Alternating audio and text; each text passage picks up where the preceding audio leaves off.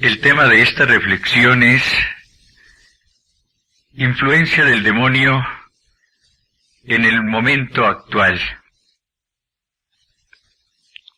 La renovación espiritual carismática está mostrando de una parte el poder infinito del Espíritu Santo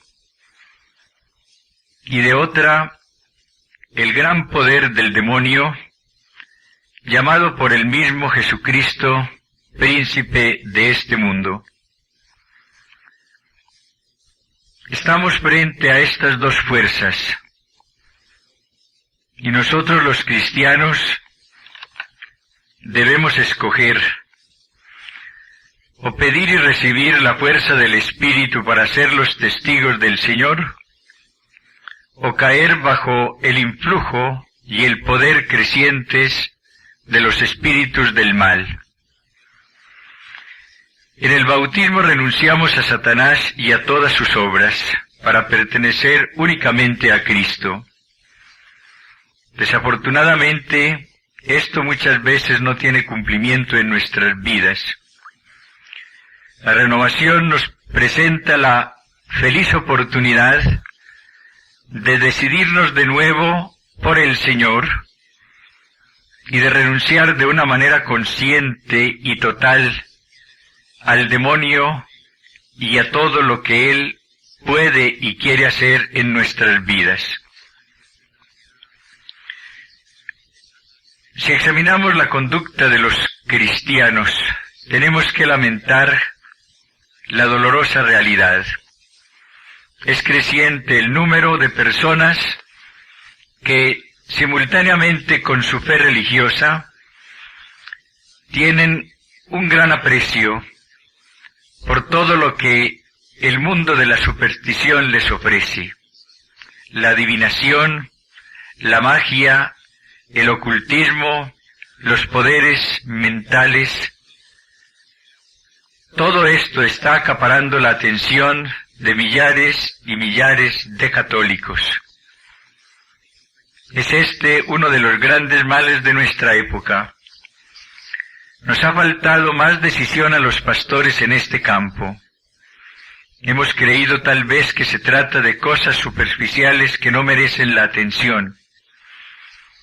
Y sin embargo, el reino del demonio crece por este medio. Y nosotros, pastores, tenemos que enfrentarnos con valor, con la fuerza del Espíritu, a este poder, desenmascararlo, mostrarle a los cristianos dónde está la verdadera fuerza, invitar a todos a luchar contra todo lo que está desviando a muchos y los está apartando progresivamente del Señor. Ya desde el Antiguo Testamento escuchamos muy clara la voz del Señor contra todas estas prácticas. En el libro del Levítico encontramos la gran norma: no os dirijáis a los nigromantes, ni consultéis a los adivinos, haciéndoos impuros por su causa. No practiquéis encantamiento ni astrología.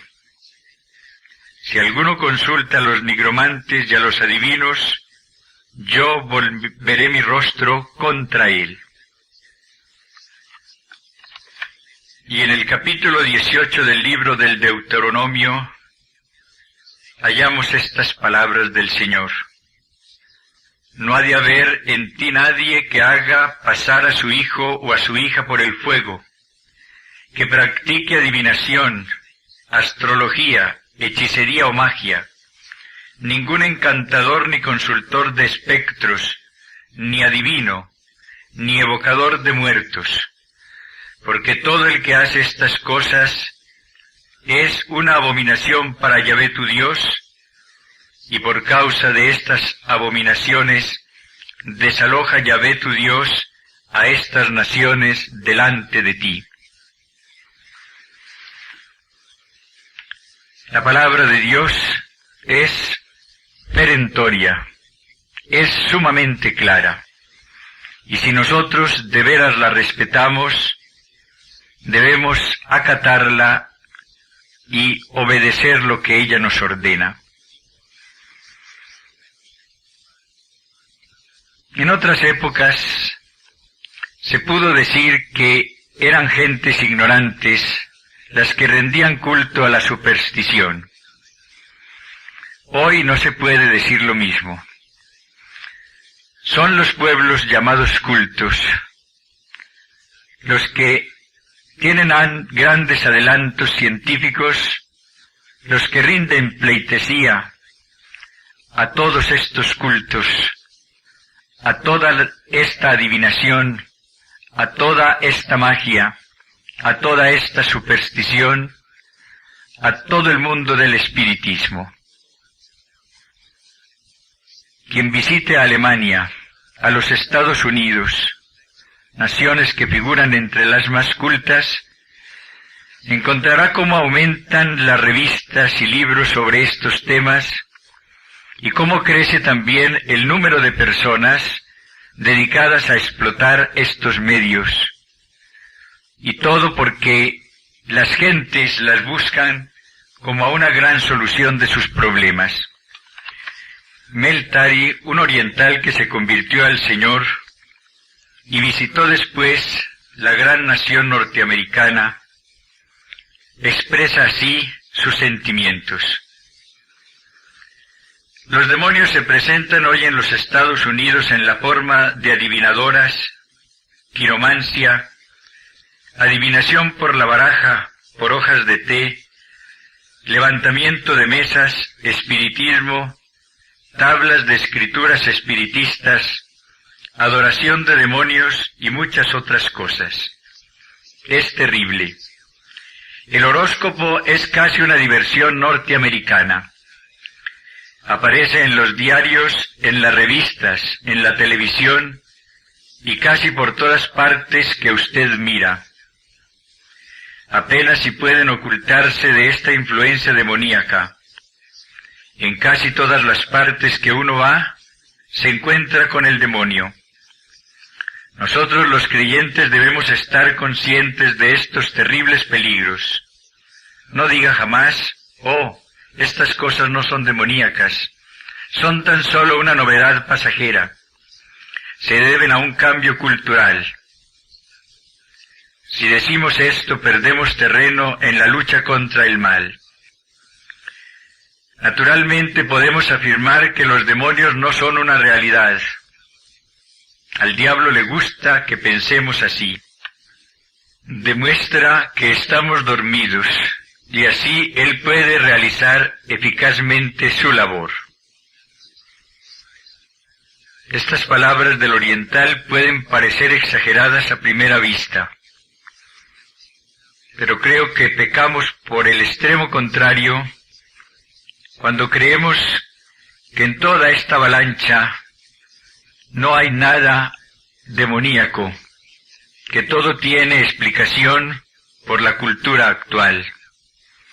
Necesitamos el don del discernimiento para saber en cada momento cuál es la obra del Espíritu del Señor, cuál es la acción del demonio y cuál es el campo del hombre. El discernimiento es una de las mayores necesidades para la Iglesia en el momento presente. El mal de la adivinación o sortilegio en el momento actual. Durante milenios, el sortilegio o la adivinación ha sido un resabio del paganismo, nacido del temor, de la curiosidad y de la superstición. En nuestro tiempo, la adivinación es un problema múltiple de tradición, psicología y teología. Dice el autor entre Cristo y Satanás. Y añade, se entiende por astrología la profecía sobre el carácter y destino de los seres humanos por medio de las constelaciones estelares. Es esta la superstición más difundida de nuestra época. El Instituto de Investigación de Opinión Pública en Bodensee, estableció por medio de una encuesta que un 63% del pueblo alemán se había interesado en la astrología. Hoy en Alemania se piensa frente a la astrología como en épocas muy antiguas. En el antiguo imperio babilónico se la consideraba la ciencia por excelencia. Originariamente se echaban horóscopos únicamente para los reyes, ya que vestigios de astrología pueden también encontrarse en la antigua cultura mexicana. Se piensa que es dicha práctica un fenómeno común de la humanidad. Los griegos y los romanos heredaron la astrología de los babilónicos. Por cierto que en esta edad encontramos ya pensadores racionalistas que ridiculizan la astrología. El poeta Eneas afirmó: los horóscopos cuestan un dracma y su precio es un dracma más caro que lo que valen. Y San Agustín, el gran padre de la Iglesia, denominó a la astrología o a los horóscopos como el fraude más loco de la humanidad. Durante la Edad Media, Europa se volcó hacia la astrología. Personas como el emperador Felipe II el Grande vivían totalmente guiadas por esta ciencia, mejor, por esta tontería. Se establecieron cátedras de astrología y hasta el reformador Melanchthon llegó a ocupar una de ellas.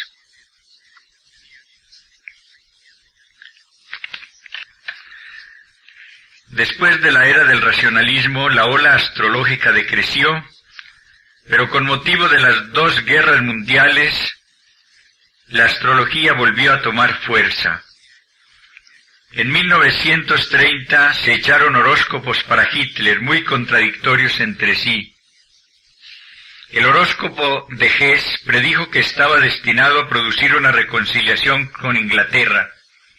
Quizá fue esa la razón por la cual realizó su espectacular viaje, que aún lo mantiene en la cárcel. ¿Qué matiz tiene hoy la astrología? Hay una discrepancia entre la forma supuestamente científica y la forma popular del así llamado horóscopo de puntos solsticiales. Este contagioso hábito mental está tan difundido que los principales diarios y revistas se ven obligados a tenerlo en cuenta. ¿Cuál periódico de Colombia, cuál revista frívola no trae todos los días el horóscopo porque lo exigen los lectores? Se nos dice que en los Estados Unidos alrededor de 170 diarios y revistas publican el horóscopo del día. También se sabe que existen alrededor de 25.000 astrólogos bien remunerados. Es la triste realidad en todas nuestras naciones. Colombia no es, ni mucho menos, una excepción. ¿Cuál es la razón fundamental para que nosotros no aceptemos la astrología bajo el punto de vista cristiano? No nos lo permite su origen pagano. Para las personas de la antigüedad, la astrología tenía un matiz religioso. Las estrellas equivalían a los dioses. En el curso de las edades, este carácter religioso de la astrología desapareció, pero se mantienen prácticamente idénticos principios. En la astrología hay siempre una falta de fe en el dominio absoluto del Señor. Científicamente no tiene valor alguno. El mantener las viejas reglas astrológicas implica una contradicción insoluble. En el curso de 26.000 años, el eje de la Tierra cambia totalmente de posición.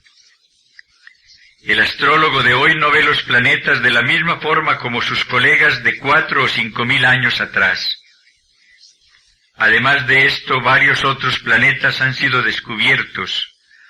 Urano en 1781, Neptuno en 1839 y Plutón en 1932.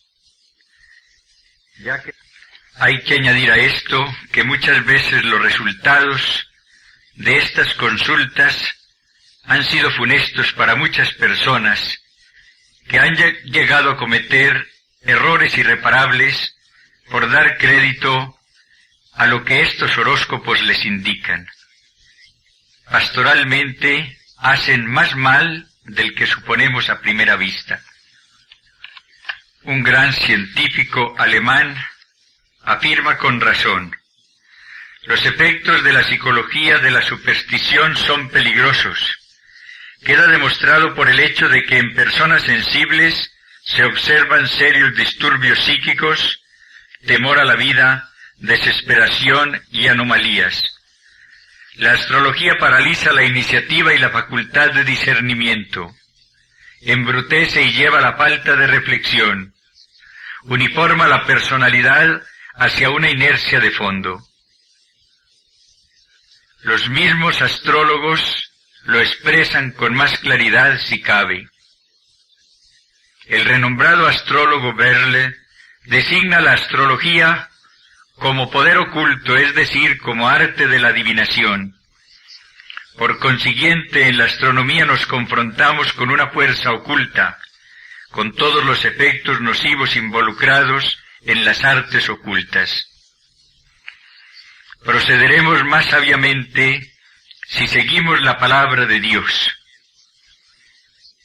El Señor nos dice por Isaías: comparezcan ahora y te defiendan los contempladores de los cielos, los que observan las estrellas, los que cuentan los meses para pronosticar lo que vendrá sobre ti. He aquí que serán como tamo, fuego los quemará, no salvarán sus vidas del poder de las llamas.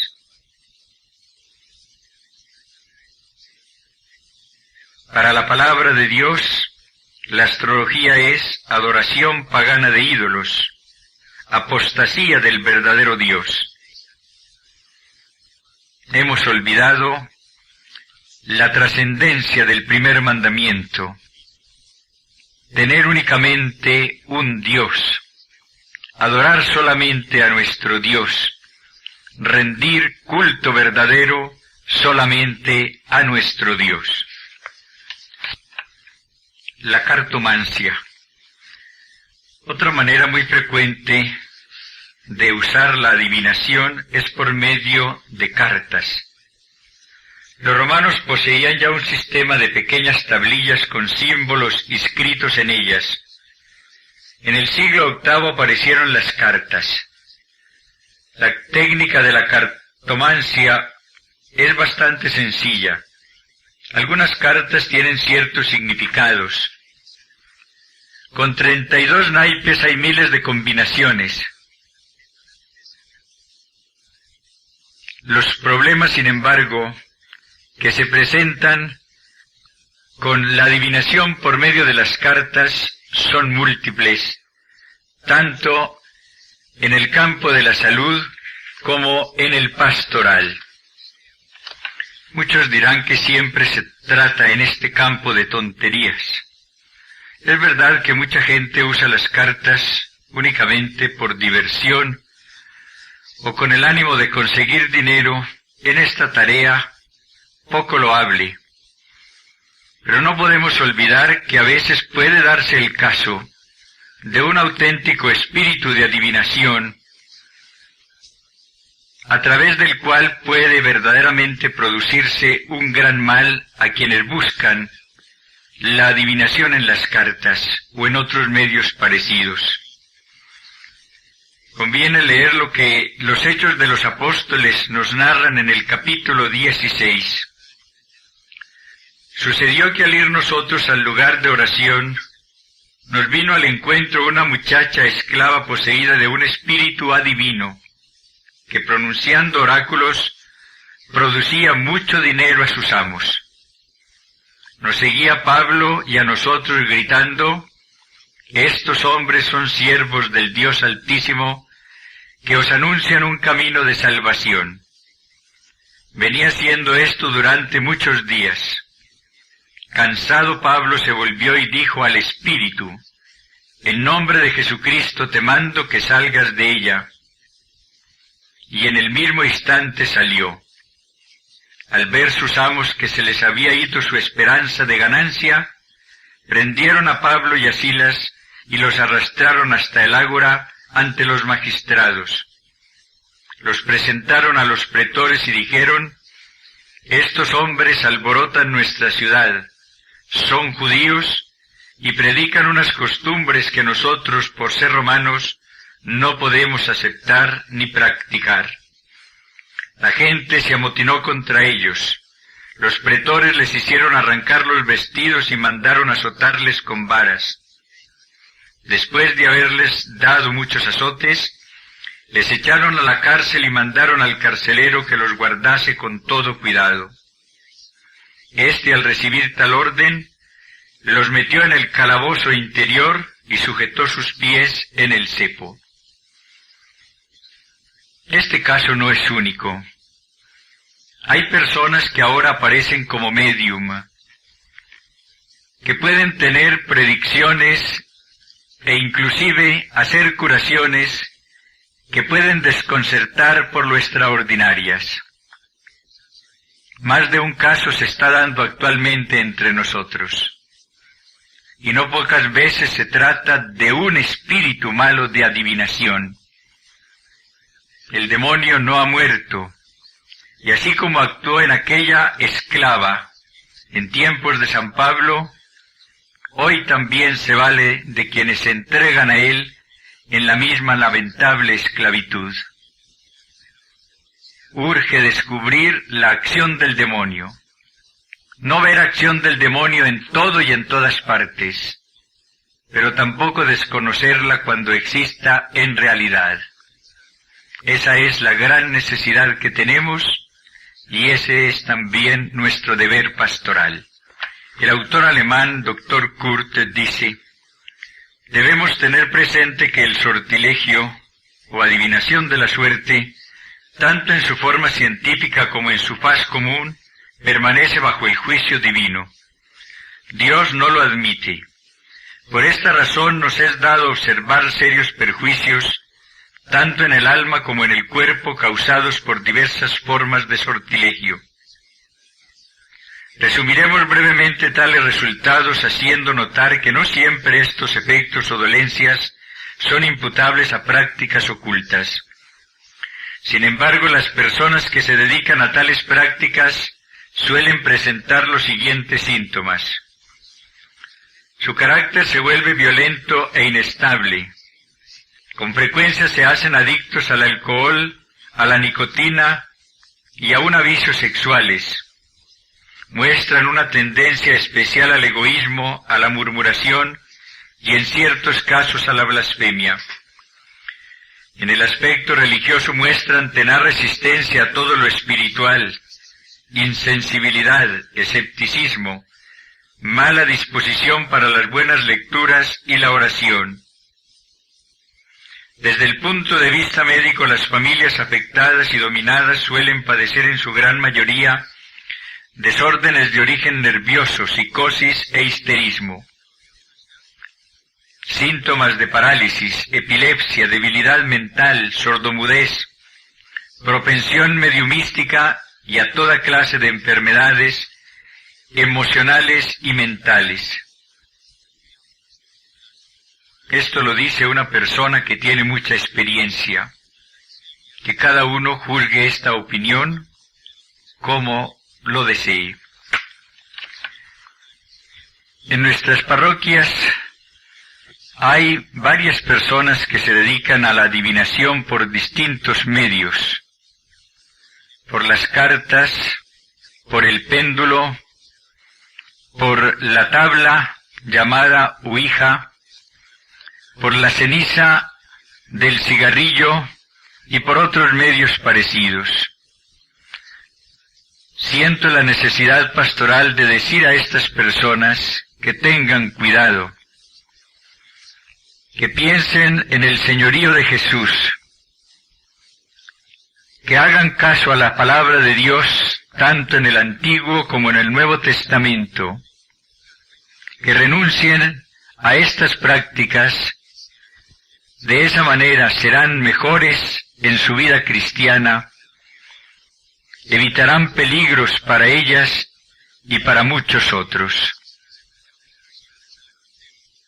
Es penoso tener que decir que muchas veces personas que debieran dar ejemplo de seriedad cristiana se prestan con su conducta a que los adivinos se vean fortalecidos en su posición, porque estas personas acuden a ellas y aún las recomiendan. Es necesario que nuestro cristianismo sea cada vez más serio, más sólido, más profundo, que tenga como centro al Señor y que tenga como guía a su Espíritu. Todo lo que nos aparte de este ideal debe ser rechazado francamente por todos nosotros. La magia. Uno de los peores males que tenemos actualmente en la Iglesia es el auge de la magia en sus distintas formas. ¿Qué entendemos por magia?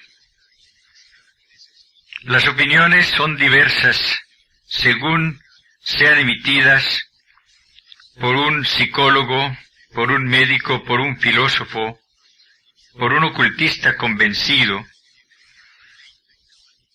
Pero podemos decir que la magia es el discutido arte que pretende conocer y dominar el reino de los espíritus, el humano, el vegetal y el animal, y aún la misma materia inerte, por medios extrasensoriales, en virtud de ceremonias secretas.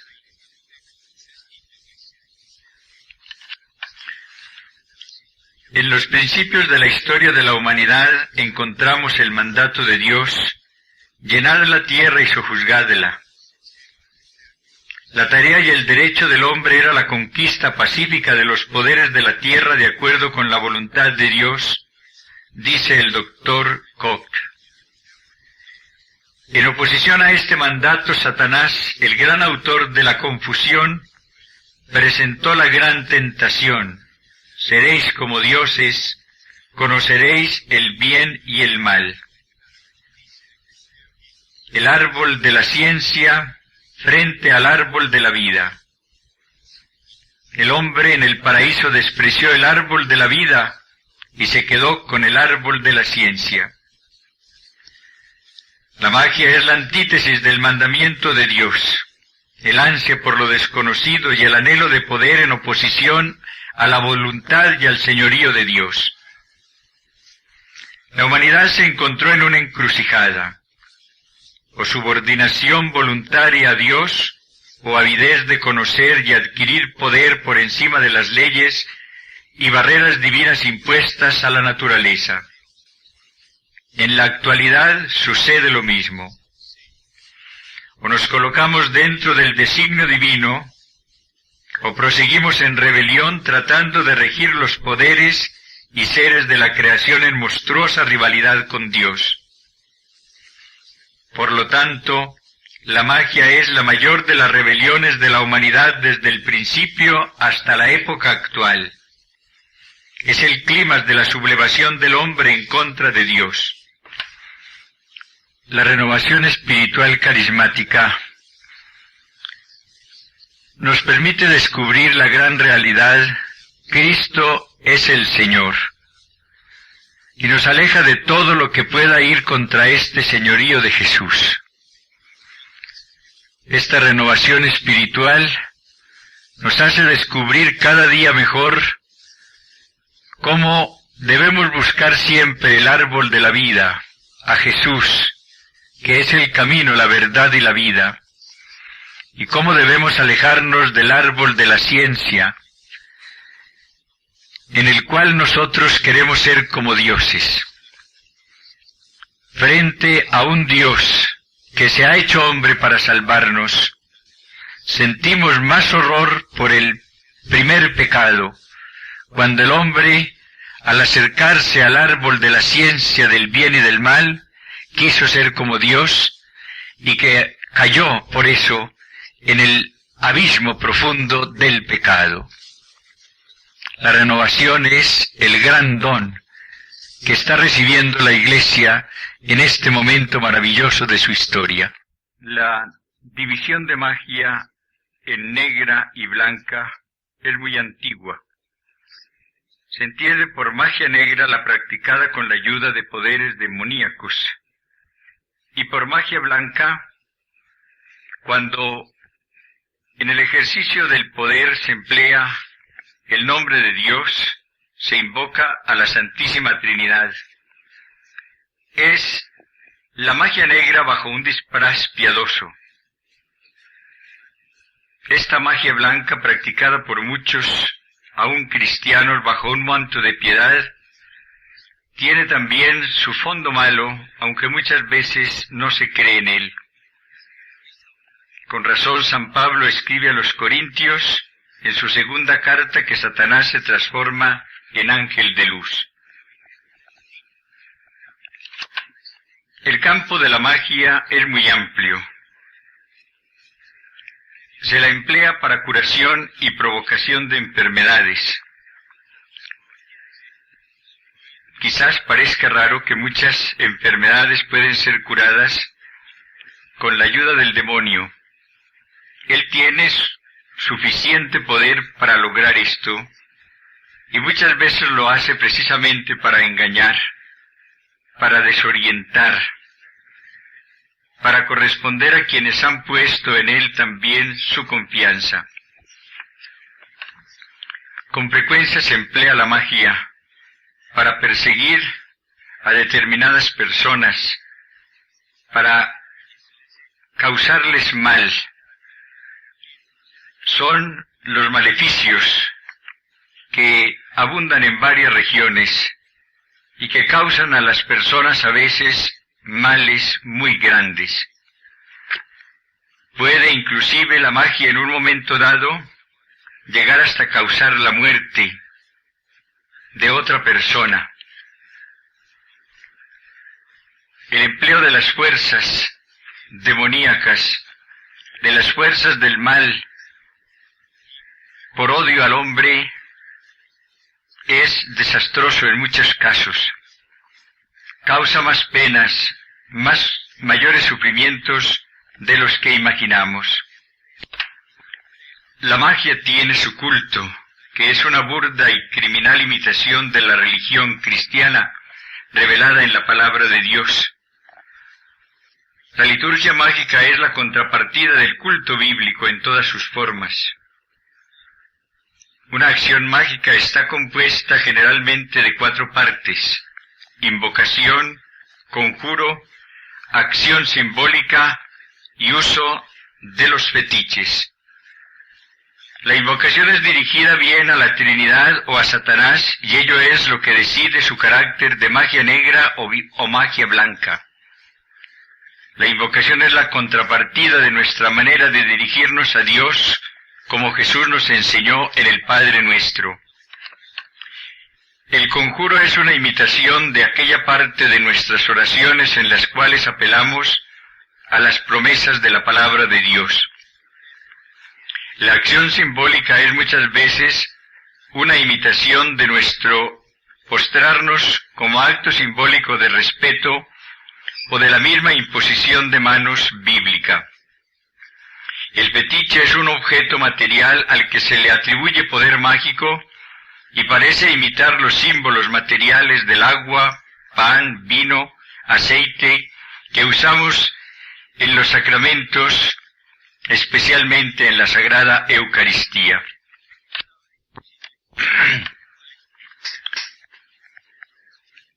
La magia tiene aparentemente alguna semejanza con los milagros, pero su gran diferencia se echa de ver por los resultados finales.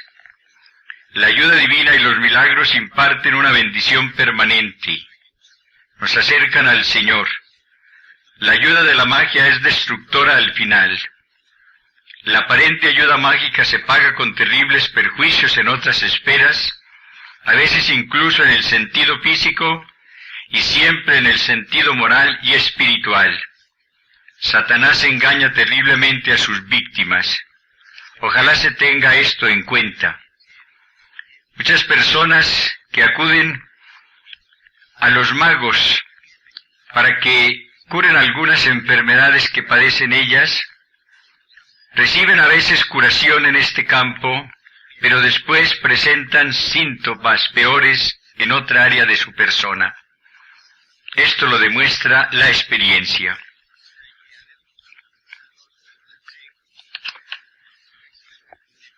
Surge ahora el gran interrogante.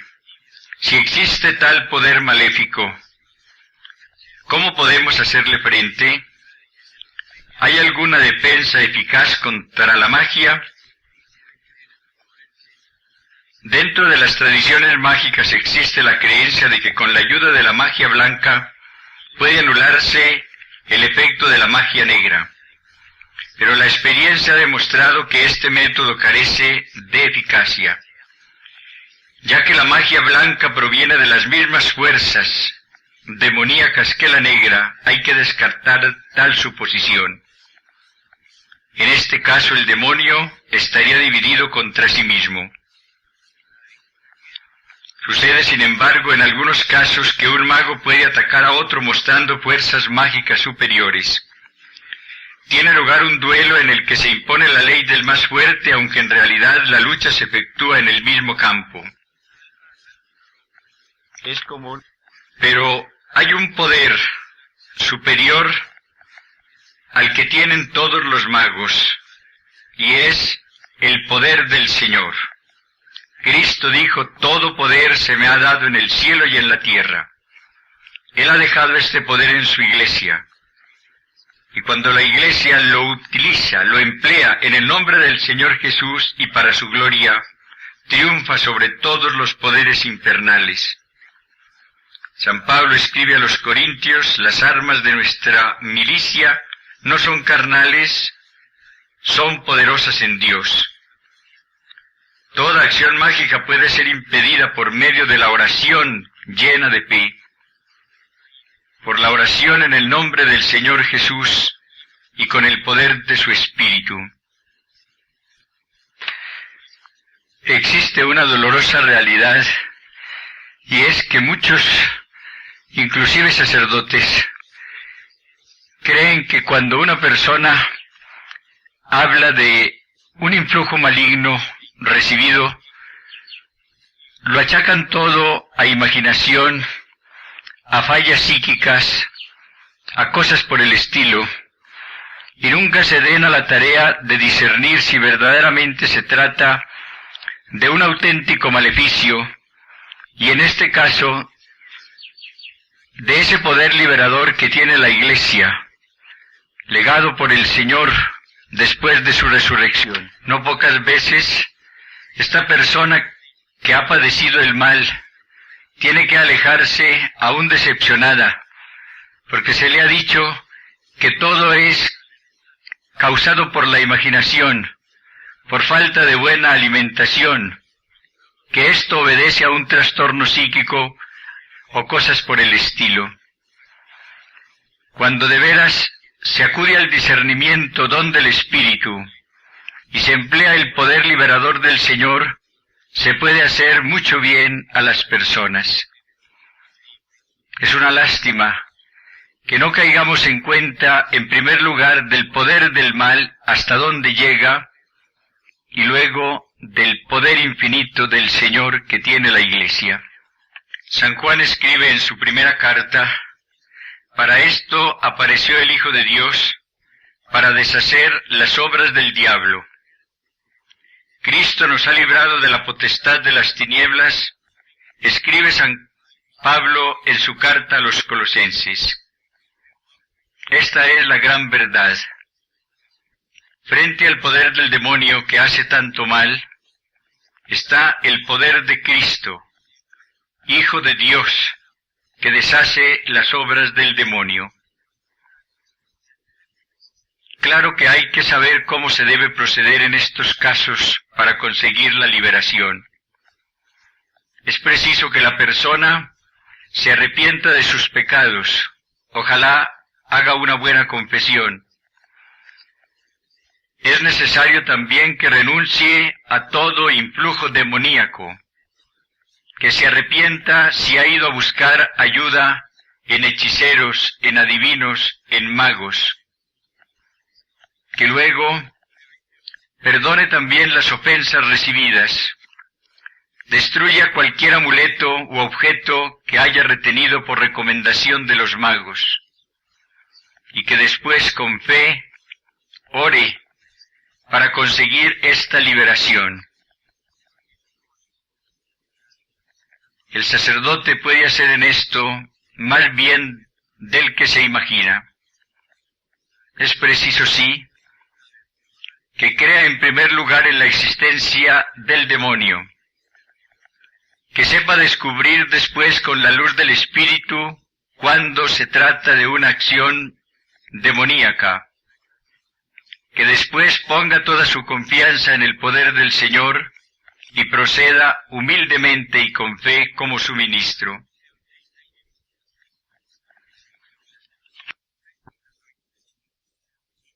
Recordemos que cuando hay dominio mágico, no se trata de una enfermedad, y que en este caso serán inútiles todos los tratamientos médicos.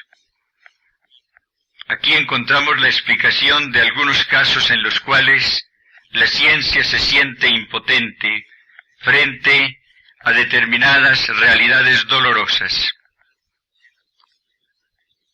Puede tratarse de una acción demoníaca, y solamente entonces el poder del Señor, ese poder que ha dejado en su iglesia, podrá causar la liberación. No se trata de sanar una enfermedad, sino de liberar de una opresión demoníaca. El espiritismo. Este es otro mal muy grave al cual tiene que enfrentarse la Iglesia también en este momento. En algunos países como Brasil, el espiritismo es una tremenda amenaza y realidad. Entre nosotros toma fuerza también en nuestros días. La palabra espiritismo viene del latín spiritus. Representa la tentativa de comunicar con los muertos, de recibir de ellos mensajes y también beneficios en algunos casos. A pesar de todo lo que se diga, es indudable que las actividades espiritistas causan graves daños a la vida espiritual de la persona. Puede en ocasiones conseguirse algún beneficio en el campo corporal, pero los males en la persona serán siempre funestos. Pero aquí también podemos afirmar que la liberación del poder y consecuencias del espiritismo en todas sus formas son posibles con el poder del Señor y solamente con este poder. La ciencia médica o psicológica no entiende el carácter espiritual de tales supuestas enfermedades. Pero los cristianos sabemos que porque Cristo murió en la cruz y resucitó, no debemos sentir ningún temor cuando tratamos de ayudar a personas subyugadas por el ocultismo. Todos los poderes ocultos se tornan impotentes ante el Señor Jesús.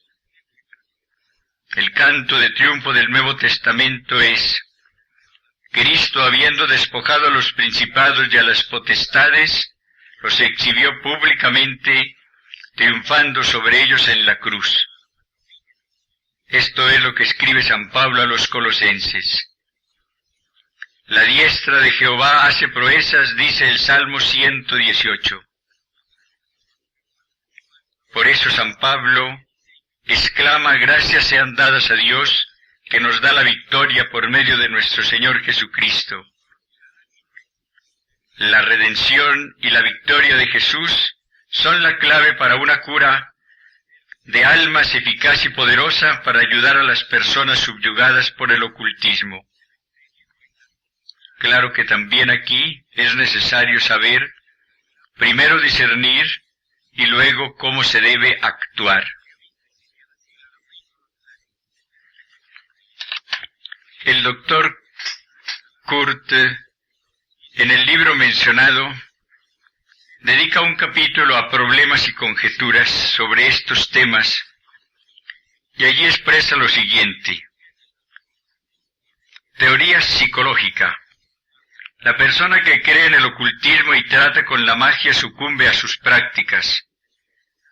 Inconscientemente cumple él mismo lo que quiere obligar por medio de sus manipulaciones mágicas. Se hace víctima de una autosugestión. Esto afirman quienes no quieren atribuir los fenómenos a causas mayores. Cuanto menos reconocen que las prácticas ocultistas tienen un carácter sugestivo y corrupto. Teoría parapsicológica.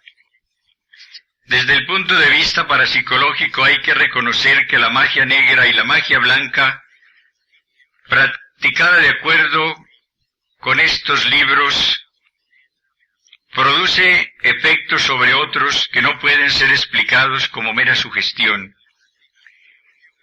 La teoría aceptada por muchos racionalistas, entre ellos el maestro Chris, de que todo en la magia es solo fraude e ilusión, no es aceptable.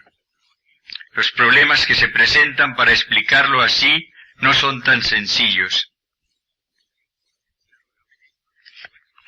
La teoría psiquiátrica.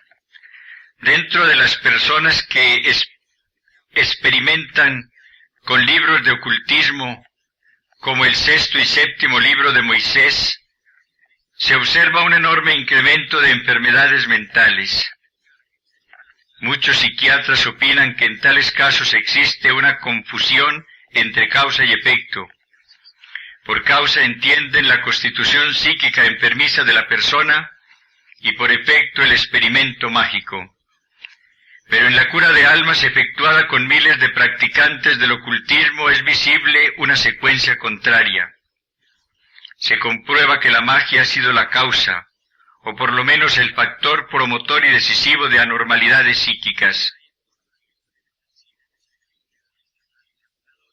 Aspectos cristiano-religiosos. En la esfera religiosa, la magia crea una resistencia contra todo lo que es de Dios. Esto se comprueba tanto en la magia blanca como en la negra que descaradamente invoca al diablo. Esto no puede ser demostrado científicamente, como tampoco puede demostrarse en este terreno la existencia de los espíritus, pero existen numerosos indicios que revelan el demonismo de la magia. Aspectos de salud mental. Al abogar por la salud mental pública sería de desear que la literatura de la magia desapareciera totalmente, pero esto es casi imposible, ya que muchas personas poseen libros de ocultismo aún copiados a mano. Muchos conjuros mágicos son transmitidos oralmente de una generación a otra. Más todavía, debieran ser mejor vigilados los que practican profesionalmente la magia, la manera como explotan a las personas y el mal que causan a muchos. El daño psíquico que se inflige por medio de la magia es incalculable. En vista de la infiltración del ocultismo en las masas, los obreros cristianos tienen una tarea doble: la enseñanza preventiva y la ayuda y guía para quienes han caído en estas redes y quieren liberarse. Han pasado las épocas del Antiguo Testamento cuando se apedreaba al sortílego, o de la Edad Media cuando las brujas eran condenadas a la hoguera. Nuestra lucha no es ni debe ser por la fuerza, sino por instrucción sobre el ocultismo y con armas espirituales. Tenemos el ministerio de vigías y no debemos permitir que las gentes sufran por desconocer los peligros de la magia. Los efectos de ese impío arte no pueden ser demostrados porque se basan en hechos extrasensoriales y leyes metafísicas fuera del alcance de las ciencias humanas. Además de la obra de advertencia, sigue el cuidado pastoral de la persona que ha estado bajo el dominio de la magia, ya que la sujeción ocultista pertenece al terreno de lo espiritual. No puede ser tratado meramente por la psiquiatría ni por la psicoterapia. Aquellas personas que han sido dominadas por el ocultismo han venido a ser el blanco de influencias demoníacas. Ni médicos ni teólogos pueden prestar ayuda en tales casos. Solo Cristo puede hacerlo. Hay un solo lugar donde la persona así dominada pueda liberarse, y es en la cruz del Señor, con su sangre sacerdotal. La cruz es el emblema de la liberación y de la redención. Ante el razonamiento humano esto es un escándalo, pero la liberación de personas dominadas por el diablo no es asunto de razonamiento, sino un hecho afirmado por el Nuevo Testamento y palpable también en nuestros días. Lo verdaderamente notable es que la fe en Cristo paraliza el poder del demonio. Cristo vino para ser la luz del mundo y las tinieblas no pueden prevalecer contra él. Para esto se manifestó el Hijo de Dios, para destruir las obras del diablo, nos ha dicho San Juan. Sobre la cruz, Cristo conquistó el poder de las tinieblas. Y Él ha dejado este poder en su iglesia. Pero si no lo usamos para bien de muchos hermanos, estos continuarán bajo la esclavitud del demonio, continuarán padeciendo.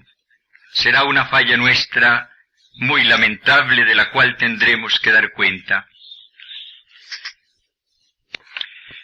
Quiero terminar esta reflexión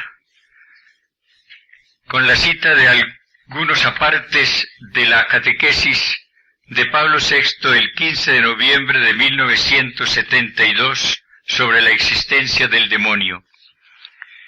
El mal, dice el Santo Padre, no es ya solo una deficiencia, sino una eficiencia, un ser vivo, espiritual, pervertido y pervertidor, terrible realidad, misteriosa y pavorosa.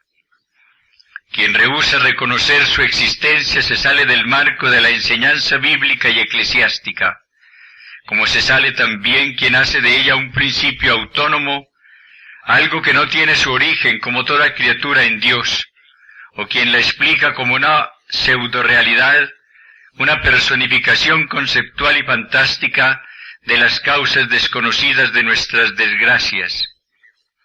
El problema del mal visto en toda su complejidad y su carácter absurdo respecto a nuestra racionalidad unilateral se hace obsesionante. Constituye la más fuerte dificultad para nuestra inteligencia religiosa del cosmos. He aquí pues la importancia que asume el tomar conciencia del mal para nuestra correcta concepción cristiana del mundo, de la vida, de la salvación. Cristo mismo nos ha hecho advertir esta importancia. En primer lugar, en el desarrollo de la historia evangélica al principio de su vida pública, ¿quién no recuerda la página densísima de significados de la triple tentación de Cristo? Más tarde, en muchos episodios evangélicos en los que el demonio se cruza en el camino del Señor y aparece en sus enseñanzas. Y cómo no recordar que Cristo, refiriéndose 3 veces al demonio como adversario suyo, lo califica de príncipe de este mundo. La realidad invadente de esta nefasta presencia aparece señalada en muchísimos pasajes del Nuevo Testamento. San Pablo lo llama Dios de este mundo. Y nos pone sobre aviso con relación a la lucha en la oscuridad que los cristianos debemos sostener, no solo con un demonio, sino con una terrible pluralidad suya. Vestíos, dice el apóstol, de toda la armadura de Dios, para que podáis resistir a las insidias del diablo, que no es nuestra lucha contra la sangre y la carne solamente, sino contra los principados, contra las potestades, contra las dominaciones de este mundo tenebroso, contra los espíritus malos de los aires. Y que no se trata de un solo demonio, sino de muchos, nos lo indican muchos pasajes evangélicos. Pero el principal es uno, Satanás, que quiere decir adversario, el enemigo, y con él muchos, todos criaturas de Dios, pero degradadas, pues han sido rebeldes y condenadas. Todo un mundo misterioso, trastornado por un drama infeliz del que conocemos bien poco. Sabemos, sin embargo, muchas cosas de este mundo diabólico que atañen a nuestra vida y a toda la historia humana. El demonio está en el origen de la primera desgracia de la humanidad. Él fue el tentador falaz y fatal del primer pecado, el pecado original. Desde aquella caída de Adán, el demonio adquirió un cierto dominio sobre el hombre, del que sólo la redención de Cristo nos puede liberar. Es historia que dura todavía. Recordemos los exorcismos del bautismo y las frecuentes referencias de la Sagrada Escritura y de la liturgia a la agresiva y oprimente potestad de las tinieblas. Es el enemigo número uno, el tentador por excelencias. Sabemos así que este ser oscuro y turbador existe realmente y que actúa todavía con traicionera astucia. Es el enemigo oculto que siembra errores y desventuras en la historia humana. Debemos recordar la reveladora parábola evangélica del trigo y la cizaña. Este capítulo sobre el demonio y sobre el influjo que puede ejercer, lo mismo en cada persona que en comunidades y sociedades enteras, o en los acontecimientos, sería un capítulo muy importante de la doctrina católica que habría que estudiar de nuevo, mientras hoy se estudia poco. Algunos piensan que van a encontrar en los estudios psicoanalíticos y psiquiátricos o en experiencias espiritísticas, hoy por desgracia tan difundidas en algunos países, una compensación suficiente. Se teme recaer en viejas teorías maniqueas o en terribles divagaciones fantásticas o supersticiosas.